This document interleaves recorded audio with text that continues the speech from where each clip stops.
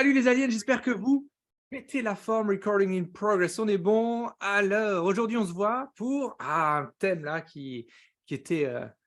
Ouais, j'aime bien ce thème-là, là, surtout parce qu'il vient de refaire une boucle chez moi, donc je voulais vous le partager. C'est comment est-ce que tu continues à avancer, à développer ton business quand c'est dans le dur. Alors, marquez-moi dans le chat si le son est OK, si l'image est OK, et on va faire le tour, on va voir qui est là. Alors, salut Caro, salut Tiffen, salut Sandrine, faut que je te réponde Sandrine. Hello Aurélie, hello Véro aussi, elle est là. Marianne, coucou, Patrice est là. Yes, tout est OK. Ceux qui viennent d'arriver, là, qui arrivent en cours de route, mettez un petit coucou dans le chat, là, on est déjà nombreux. Alors, pourquoi est-ce que je vous propose ce thème? Ça, je vais vous le dire juste après. Mais c'est un thème important quand tu as une entreprise, c'est que c'est cyclique, il y a des hauts, des bas, forcément, mais que ça n'a rien à voir avec la résilience, ça n'a rien à voir avec la persévérance, ça a à voir avec un plan d'action. L'image est trouble. Oh, oh, oh. Qui d'autre a une image trouble? Ou est-ce que c'est juste chez Sandrine où la bande passante est capricieuse? Hello Delphine qui vient d'arriver. Good, guys. J'en profite, le bon hashtag live, le hashtag replay, à ceux qui sont là, deux raisons. La première, c'est que ça va me permettre de savoir quelle est la proportion de personnes qui sont en direct, quelle est la proportion de personnes qui sont en live, et du coup d'ajuster la durée des lives, mais surtout, ça permet de faire remonter la notification dans le groupe, et pour un mystère que je n'ai toujours pas résolu et franchement, je me suis plus penché dessus. Je sais pas, il y en a qui reçoivent des notifs, d'autres qui n'en reçoivent pas. Donc du coup, ça fait remonter la publication et ça balance chez tout le monde. C'est OK, good, l'image est top. Emmanuel, bienvenue. Donc le bon hashtag live, hashtag replay pour les habitués. Comme d'hab, les amis, je parle très vite. Je vais essayer de me détendre. Je parle très vite, je parle très mal souvent, donc si vous avez des enfants, mettez un casque. Il y a un décalage entre le moment où je te parle et le moment où je te lis dans le chat. C'est pour ça que je tourne toujours la tête. Il a un toc, ce garçon. J'en ai, mais pas celui-là. Donc là, c'est parce que je te vois dans le chat, donc il y a, je sais pas, 7-8 secondes de décalage. Et même s'il y aura notre moment de questions-réponses à la fin, utilisez le chat, les amis, pour poser vos questions en direct, pour qu'on ait aussi un peu plus d'échanges. Et comme ça, j'y réponds dans la foulée. Right. La question que je te pose aujourd'hui, parce que tu sais que j'aime bien que ce soit interactif, qu'on ne soit pas juste là, information descendante et on avance. Wow, les hashtags live, boum. Salut Laetitia, balancez du hashtag live. OK. La question que je te pose aujourd'hui, c'est là, à l'instant T. Wow, attends, alors il n'y a du plus rien. Est-ce que vous avez de l'image? Est-ce que vous avez du son? Est-ce que c'est OK? Ou est-ce que c'est pas OK? Marquez-moi ça, que je vois si c'est des réglages de chez moi. Coucou Alexandra. La question que je te pose et que tu vas pouvoir me mettre dans le chat, sur une échelle de 1 à 10, où est-ce que tu te situes en ce moment en termes de je suis dans le dur? En gros, 1, tout va bien, c'est OK, il n'y a pas de stress. 10, je suis face à un mur, je me cogne la tête et j'en peux plus. Tout est OK. Ah, super. Super, merci. Donc, du coup, ceux chez qui c'est pas OK, merci de commenter ça. Ceux chez qui c'est pas OK, ça doit venir de votre bande passante. Donc, le 10, c'est je suis en train de me prendre un mur et le 1, je suis tranquillou, ça passe. Et c'est pour ça que je vous parle de ce thème aujourd'hui, parce que je sors d'une phase là où j'étais sur un fucking set. C'est-à-dire que voilà, l'entreprise était dans un goulot d'étranglement et j'ai dû sortir les rames, aussi simple que ça. Je vous expliquerai pourquoi, je vous expliquerai surtout d'où ça vient. C'était une histoire de déséquilibre et c'est pour ça que j'ai voulu vous faire ce thème-là, parce que même quand la boîte fonctionne, eh bien, tu peux passer par des phases où c'est toi qui es un peu plus dans le dur. Faut tirer l'élastique.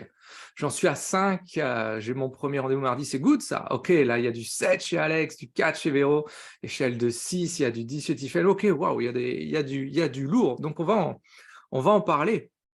C'est un thème qui revient assez souvent entre entrepreneurs. Vous avez remarqué qu'on est entrepreneur, on ne peut pas parler au reste des gens quand on est dans le dur. Vous avez déjà remarqué ça? On ne peut pas parler avec les moldus? J'adore ça. Je vous en parle. Allez, je vous le dis, ne le dites pas à ma compagne. Je viens d'acheter le jeu Harry Potter Hogwarts Legacy sur la Play, et donc je passe un peu de temps là-dessus, et donc du coup, je me remets dans ce monde des moldus. Vous avez remarqué ça, hein? Tu es entrepreneur et en réalité, tu peux pas en parler autour de toi? C'est chelou, hein? C'est quand même chelou. Enfin bref, donc voilà, on n'en parle qu'entre nous et c'est pour ça que je voulais aussi vous partager ce thème-là, pour vous dire quoi faire quand on sort de là. Donc, je mets un énorme, bravo. Déjà, je dis bienvenue à Séverine qui nous a rejoint dans le Shuriken cette semaine. Ça va être énorme et je voulais faire un énorme bravo, à Cathy qui a sorti 2 clients en moins de 50 touches. Ça, c'est propre et quand je vous parle de touches, c'est pas genre rendez-vous. C'est genre une touche, c'est un lead. Donc la différence entre un lead et un prospect, hein, le lead, c'est quelqu'un qui éventuellement lève un sourcil. Le prospect, c'est peut-être quelqu'un qui montre un certain intérêt. Donc en 50 leads, 2 contrats. Contrat, pas rendez-vous, contrat. Ça, c'est propre. Donc bravo Cathy à toi. Un énorme bravo à Nat qui maintenant est enfin reconnue expert dans son domaine et qui se fait interviewer. Et ça me fait super plaisir. Super plaisir pour elle. Laura qui plante ses premières ventes, qui tombe et qui fait augmenter son chiffre d'affaires. Ça a été une belle semaine, je suis content pour elle. Et Karine qui fidélise, qui obtient des recos. Donc tout ça, les amis, dès que vous avez un système qui est en place, qui fonctionne, ça change tout. Donc, appliquez ce qu'on vous donne, appliquez ce qu'on vous donne. Voilà, je voulais faire un énorme hug aux filles. Et Corentin, ce sera la semaine prochaine, il prépare un truc de ouf. Ok, good. Hello Mathieu. Pourquoi est-ce que à tous ceux qui viennent d'arriver, mettez un bon hashtag live, ou faites coucou dans le chat, ce sera top. Pourquoi est-ce que je vous parle de ce thème? Je vous l'ai dit, cette histoire d'ascenseur émotionnel, je suis dans la joie, et puis je suis dans le doute, et puis je suis de nouveau dans la rejoie, et puis je suis dans le reflip, et puis je comprends pas d'où ça vient, ces cycles. Et je vous l'ai dit avant, je sors d'une phase où j'étais à 7 sur 10, là, sur cette échelle de la...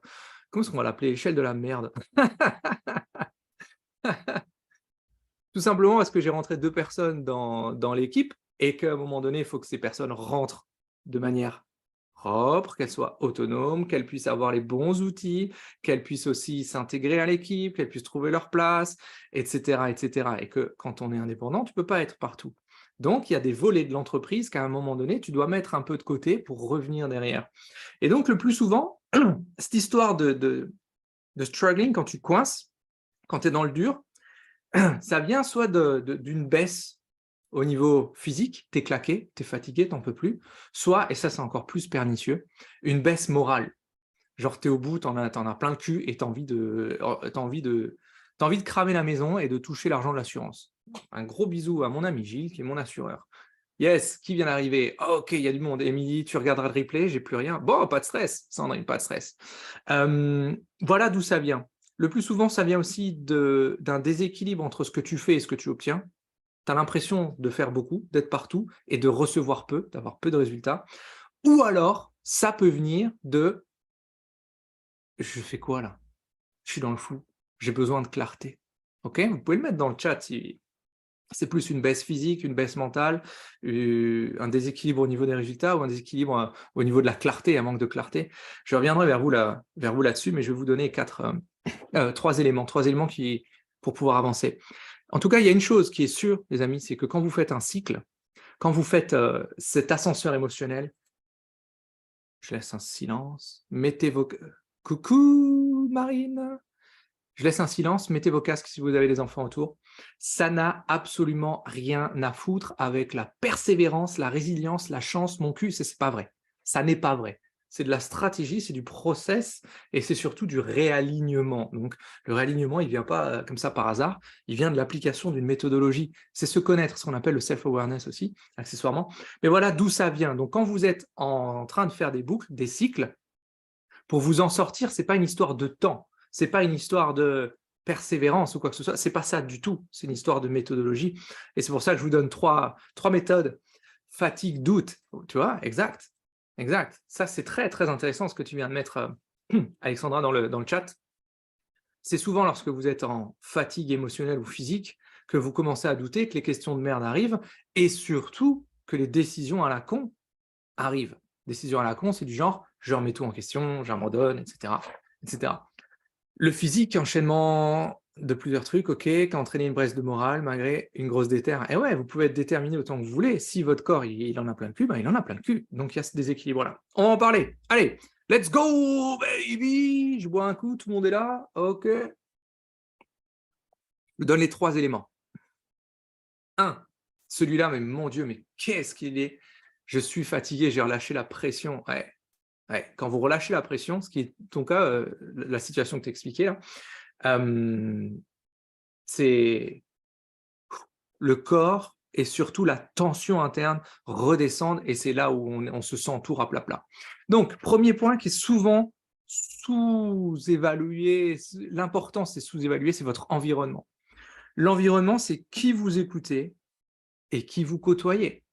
En gros, les erreurs que je vois souvent ici, c'est soit des personnes qui écoutent tout le monde, et c'est le meilleur moyen pour être perdu, parce que tu as 50 avis différents, ou pour être paralysé, parce que du coup, comme tu as 3-4 avis différents, tu ne sais pas s'il faut aller à gauche, à droite, au centre, ou finalement, bah, quand on ne sait pas, qu'est-ce qu'on fait? Un petit peu comme un lapin sur la route, tu sais, quand tu klaxonnes, il est tétanisé.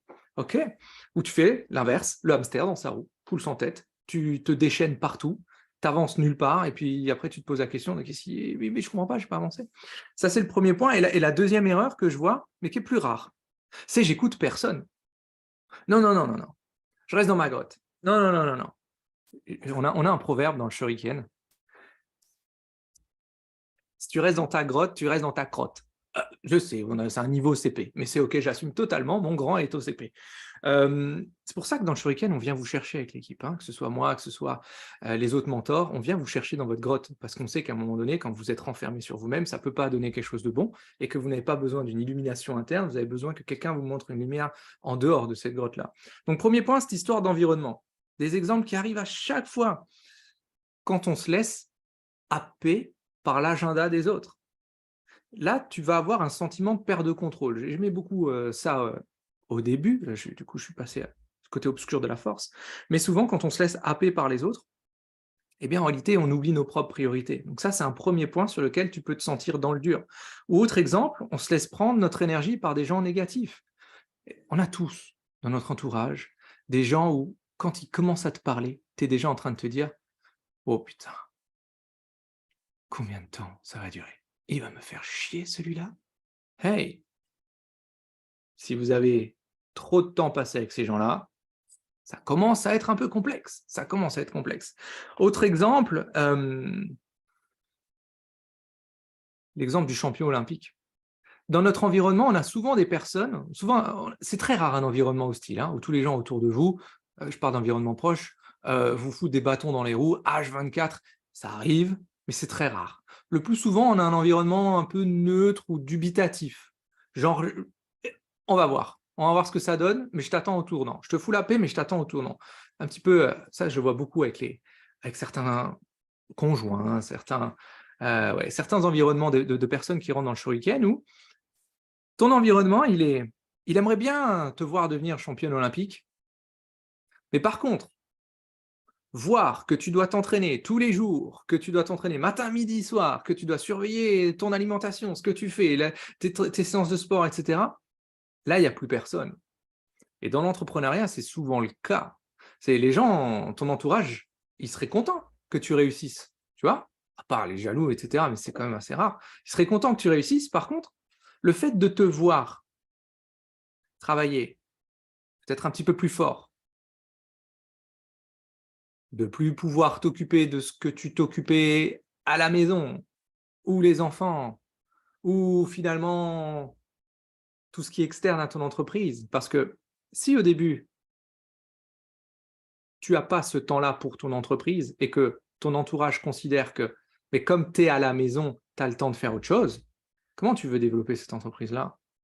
Et ce n'est pas parce qu'on travaille à la maison qu'on est disponible. Ça, c'est très important. On sous-estime la charge mentale et émotionnelle de cet aspect-là. Donc, faites très attention sur cet environnement-là. Le plus souvent, moi, je vous en parle parce que, OK, je suis chef d'entreprise, OK, j'ai 5 personnes, on est 5, OK, super, mais je suis aussi père de famille. Cet équilibre-là, il est super important. C'est moi qui fais les courses. On se répartit les tâches. OK? C'est pas parce que je suis à la maison que je fais plus ou que je fais moins. Non, rien à voir. OK? Ça, c'est très important. Donc, votre environnement, ça, les solutions, c'est quoi? C'est souvent on dit non aux autres pour se dire oui à soi. Ça, je le dis assez souvent, mais quand vous écoutez, écoutez soit les avis des personnes avec qui vous voulez travailler, soit l'avis de personnes qui sont là où vous voulez vous rendre dans votre entreprise. Et choisissez un mentor, n'en choisissez pas 10. Parce que vous en avez un qui va vous dire il faut faire comme ça, et l'autre qui va vous dire il faut faire comme ça. Les deux ont sans doute raison. Mais si tu commences une fois là et que tu continues là, ça ne donnera rien, d'accord? Donc, si jamais vous avez un challenge de votre côté au niveau de l'environnement, marquez-moi environnement dans le chat et je reviendrai avec une ressource spécifique. On va creuser ça et on va voir comment est-ce que tu peux passer outre. Mais l'environnement, on a tendance à sous-estimer que très souvent, 50% de l'échec, voire peut-être même 60, vient de cet environnement, qui n'accepte pas le fait qu'il va falloir travailler, pas non plus pendant 106 ans, pour mettre en place la bonne structure dans ton entreprise. Qu'est-ce que j'ai vu parler? Qu'est-ce que j'ai vu passer? Tu en parleras à mes enfants. Bah vas-y, tu sais quoi, on se fait un live, moi je vais te le dire, hein, les enfants, il n'y a pas de stress. On ne travaille pas à la maison, on travaille depuis la maison. Exactement. Caro, c'est exactement ça. Coucou Gwen. Qu'est-ce que j'ai vu passer? Oui, les enfants me reprochent le moins de temps pour eux. Exact. Exact. Il y a un équilibre à reprendre ici. Ou une explication. Supprimons de notre environnement les personnes nocives. Alors, oui, c'est possible. Nocives, oui. Mais le plus souvent, on a très peu de personnes nocives, on a des personnes décourageantes. Là, il y en a énormément. Énormément. Et c'est jamais très volontaire. C'est juste dans leur attitude, on a tous des potes qui se plaignent tout le temps. Chaque fois que tu discutes avec lui, il y a un truc qui ne va pas. Pour X ou Y. Ben, ok, qu'est-ce qu'on fait? On se sépare de tous nos potes? Non, on édulcore. All right, ils comprennent pas, tu es à la maison, donc tu bosses pas. Eh, vous voyez?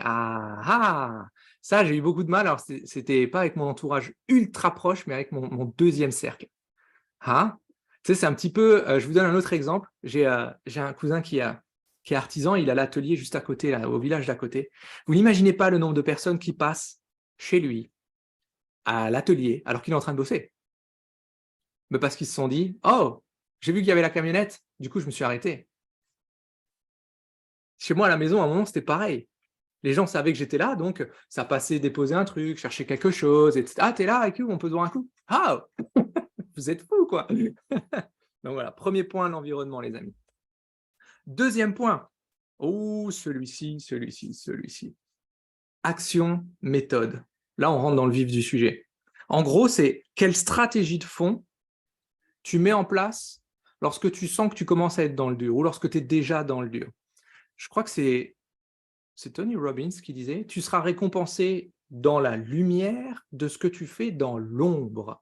En gros, toutes les actions que vous faites où il n'y a personne pour vous regarder, à un moment donné, elles vont payer, oui, si c'est les bonnes, bien évidemment. Elles vont payer et elles vont être plus visibles. Soyez prêts à ça.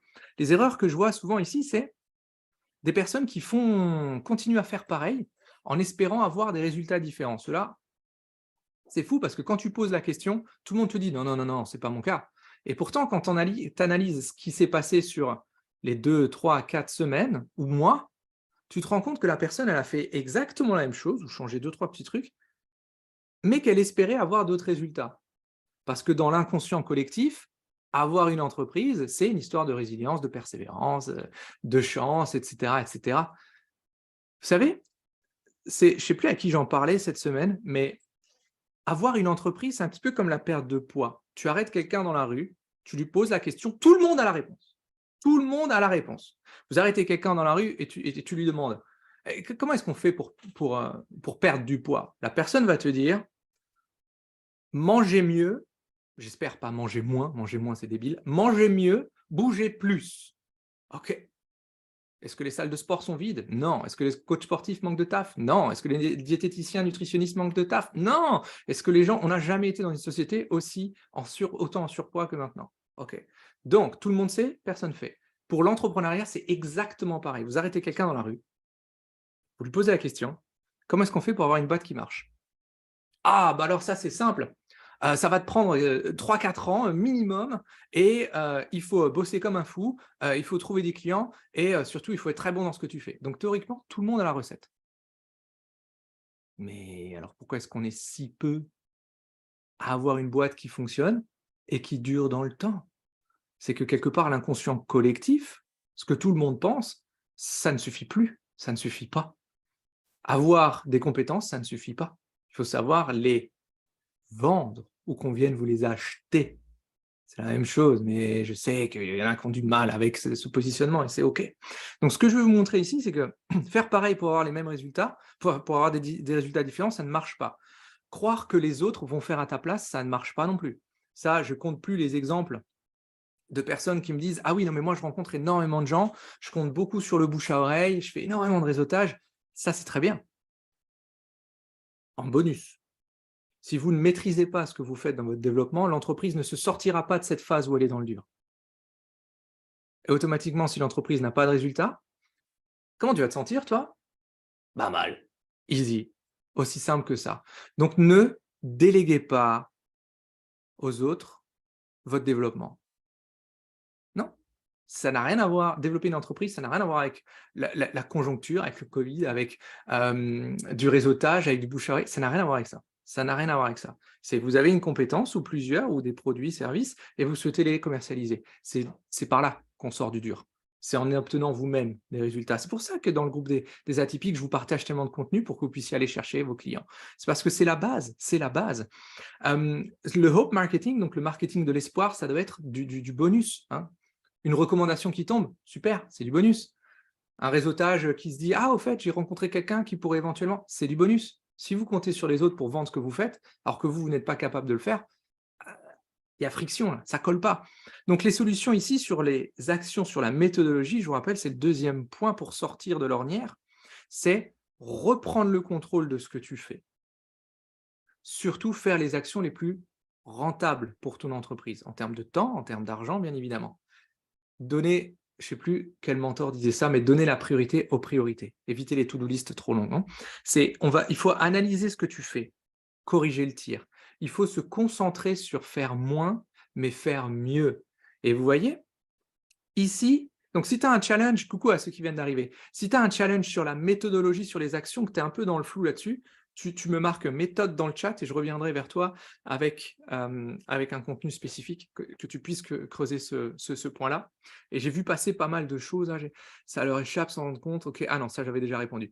Donc ce que je veux vous partager sur la méthodologie, sur les actions, c'est que si ça fait un moment que vous testez la même chose, vous ne pouvez pas avoir de résultats différents. Et c'est pas en faisant un ou 2 ajustements que ça risque de changer radicalement le résultat final, OK? Donc là, il faut un regard extérieur, comprendre ce que tu fais. C'est un petit peu comme, «Ah, je comprends pas, je poste, 3 fois par semaine sur LinkedIn depuis des semaines et il se passe rien». Est-ce que ça peut venir de plein de choses?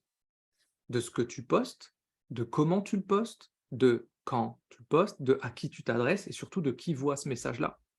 Mais ça, si on ne te donne pas ces informations que je viens de te donner, tu peux continuer à poster 3 fois par semaine religieusement pendant 30 ans. Tu n'auras pas les résultats que tu veux. D'accord? C'est la différence entre un mentorat et un coaching. Le coaching, c'est très bien lorsqu'on t'aide à te poser certaines questions et que la réponse vient de toi. Ça, c'est parfait.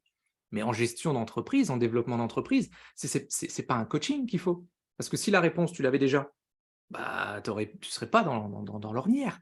C'est un regard extérieur, c'est un mentorat, c'est te donner les 10 de compétences ou de connaissances qui te manquent pour appliquer à ton style, à ton domaine, aux gens que tu veux avoir en face de toi et sortir de cette ornière. Un petit peu comme quelqu'un qui va apprendre à faire du vélo, sauf que il déraille tout le temps. Il déraille tout le temps. À un moment, il ne comprend pas et il se dit: «Putain, je comprends pas, je pédale, je déraille, je pédale, je déraille, je pédale, je déraille, je comprends pas». Et s'il n'y a pas un professionnel qui vient, qui regarde et qui dit: «Regarde sur ton dérailleur là, il y a cette pièce métallique en fait qui fait décaler la chaîne». Bah, l'autre, il aurait pu faire du vélo pendant 30 ans, hein. Il va dérailler toutes les 10 minutes. Vous voyez? Donc c'est pas du coaching, c'est du mentorat. Right, OK, il y a pas mal de méthodes là. Coucou à ceux qui viennent d'arriver. Troisième point les amis, pour sortir de l'ornière, développer l'entreprise quand on est dans le dur. Là, on va parler mental ou mindset, état d'esprit, vous appelez ça comme vous voulez, c'est OK. Ici, on veut se raccrocher à la base. On veut se raccrocher à sa base. On veut rester focus sur sa base, sa fondation. Qu'est-ce que c'est? Le plus souvent, je vois comme challenge ou comme erreur là-dessus, c'est des personnes qui me disent: «Chris, là, je suis en galère, la situation est pas cool. Alors il faut que je fasse encore plus, et encore plus, et encore plus». Et là, on retombe sur le syndrome que je vous expliquais juste avant, c'est le syndrome du hamster dans sa roue. C'est que le hamster, il est dans sa roue, il peut tourner de plus en plus vite, il n'y a aucun stress.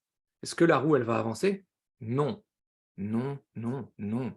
Donc, autre erreur que je vois souvent, c'est tu es dans le dur, tu es claqué, tu es fatigué, tu en as plein le cul, tu as envie de tout cramer et c'est là où on remet tout en question. C'est là où on se dit: «Est-ce que finalement mon offre elle est bien ou est-ce que je devrais la refaire? Est-ce que finalement c'est fait pour moi? Est-ce que finalement je m'adresse aux bonnes personnes? Est-ce que finalement je devrais quand même pas, en plus de Facebook, LinkedIn, Instagram, ouvrir un autre réseau? Est-ce que finalement» et cetera et cetera. Vous voyez? Waouh! Hello à tous ceux qui viennent d'arriver. Il y a déjà du bon hashtag là. OK. Le plus important ici, c'est de ne pas croire que c'est OK de continuer à faire ces cycles-là. L'ascenseur émotionnel, il est toujours là et plus on avance, plus vous allez avoir des gros gaps. Le deal, c'est quoi? C'est de rester le plus longtemps en haut et de rester le moins longtemps en bas et c'est de stabiliser en fait votre courbe vers le dessus. C'est pas OK de faire des cycles. En fait, c'est OK de faire des cycles, mais c'est pas OK de pas comprendre. Pourquoi? Et de pas comprendre ce qui se passe. Je crois que c'était Warren Buffett qui disait, c'est lui ou c'était un autre, je sais plus, bref, il disait: «Je ne vendrai jamais mon entreprise, une de mes entreprises, en fin d'après-midi». Parce qu'il le sait qu'en fin d'après-midi, il est claqué, il est fracassé, il en a plein le cul. Et que c'est là où, comme il est bas en énergie, il prend des décisions de merde. Low energy leads to bad decisions. Celle-là, aide-moi. Mais ce que je veux vous donner par là, c'est, je vous donne des exemples. Je suis fatigué, mais je fais encore plus d'heures. Moi, j'étais là. Moi, j'étais là. Je suis fatigué, je fais encore plus d'heures. J'ai l'impression de beaucoup travailler et en réalité, le résultat final, il n'est pas aussi propre que ça. Quand vous êtes fatigué, on veut aller chercher du temps de reconnexion. Votre taux de reconnexion, c'est ah, attention, parce qu'on est dans une société où, si à la fin de la journée, tu n'es pas fatigué, eh ben, c'est que tu n'as rien foutu. Et que, on se couche avec de la bonne fatigue. Ok, je vous le rappelle, pour ceux qui ne le savent pas, je suis narcoleptique, donc la fatigue, je connais bien, et je vous garantis, il n'y a pas de bonne ou de mauvaise fatigue. Soit tu es fatigué, soit tu ne l'es pas. C'est pas genre, je vais me coucher, je suis épuisé, mais je suis tellement heureux d'être fatigué. Non, à moins que quelqu'un d'autre soit comme ça, mais dites-le moi, mais je pense pas, je pense pas. Non, fatigue, temps de reconnexion. Temps de reconnexion à toi, temps de reconnexion au tien, temps de reconnexion à ce qui est important pour toi, et cetera. Et je vous le redis, on est dans une société où on t'explique qu'il faut être fatigué, il faut travailler fort, il faut travailler longtemps, il faut montrer, montrer qu'on travaille, OK, d'accord, super. Bah non, bah non. Quand on est dans l'ornière, il faut du recul. Il faut se raccrocher à soi, à ses valeurs, à ce qui nous importe réellement, ce qui nous recharge en énergie, mais il faut surtout cette prise de recul. Parce que l'ascenseur émotionnel, il va prendre de plus en plus d'énergie pour remonter, au fur et à mesure que tu avances dans ta boîte. Vous avez déjà remarqué ça? Tu commences ton entreprise, tu es tout feu, tout flamme, tu es super excité. Alors, il y a des hauts et des bas, bien sûr. Ah oui, mais bon, tu es tellement excité, tellement enthousiaste, et puis on t'a tellement gavé la tête en te disant qu'avoir une entreprise, ça va être difficile, ça va être l'enfer, et que si il faut minimum 5 ans pour t'en sortir, etc., que au fur et à mesure, donc, tu rebondis bien, ça commence à être compliqué. Et là, ensuite, il y a la pression financière, et là, il y a la pression de l'entourage, et là, ça te demande de plus en plus d'énergie de revenir et de revenir. Donc, souvenez-vous de ça. Souvenez-vous de ça. D'ailleurs, je fais une parenthèse, mais c'est un des éléments qu'on traite quand tu rentres dans le shuriken. Surtout pour ceux qui font des cycles. Ça arrive tellement. Tu fais ton cycle, ok, ça commence à aller bien, ok, tu commences à avoir des résultats, et là, il se passe un truc dans ton écosystème, boum, ça se pète la gueule. Tu reviens, tu recommences à avoir des résultats, boum, ça repète la gueule. Et c'est de plus en plus compliqué de remonter, de remonter. Ça, on le traite avec la bonne méthodologie. Ok? Si tu as un challenge sur ce côté-là, tu peux marquer mental dans le chat. On va regarder d'où ça vient, on va regarder quelles croyances il y a à travailler derrière, et surtout comment est-ce que on recentre, comment est-ce qu'on refocus. Tu mets mental dans le chat et on regarde comment est-ce que je peux t'aider. Alors, ça bug, la fatigue, c'est de la fatigue, ça nécessite de la récup et pas de l'acharnement. Exactement. Différence entre fatigue physique et fatigue mentale. Souvent, les deux sont liés. Souvent, les deux sont liés. Oh, c'est moi ça, au bas, au bas. Ouais, tu vois. Tu vois, il n'y a pas que toi, Tiffaine, c'est le propre de l'entrepreneur. C'est coucou, hello. Coucou, avec le bon hashtag mindset. Yes, mindset mental, vous mettez ce que vous voulez. Enfin, l'un ou l'autre, n'en mettez pas 30, parce que sinon, après, quand je remonte le chat, je ne me retrouve plus.